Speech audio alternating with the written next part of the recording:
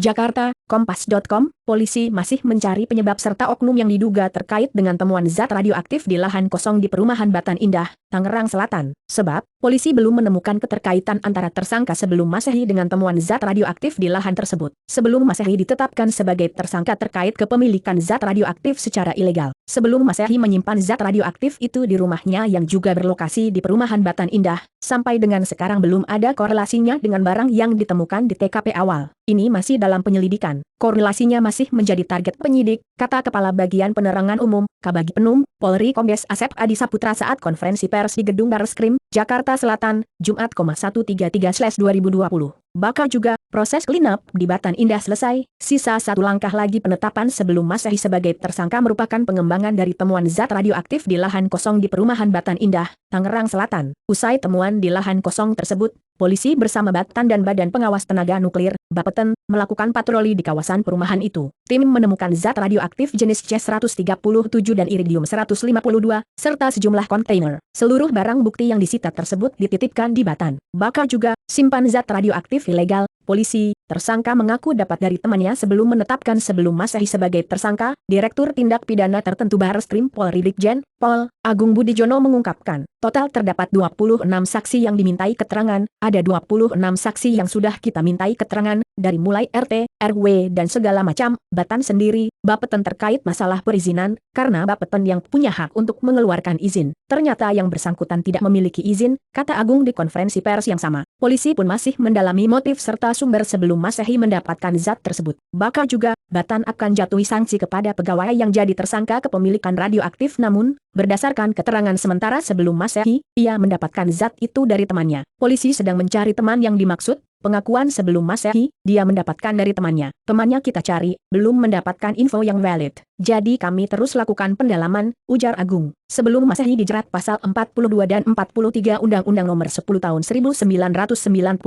tentang Ketenaganukiran. Ancaman hukuman maksimal bagi pelaku adalah 2 tahun penjara dan denda Rp 100 juta. Polisi tidak menahan sebelum Masehi karena ancaman hukumannya di bawah 5 tahun,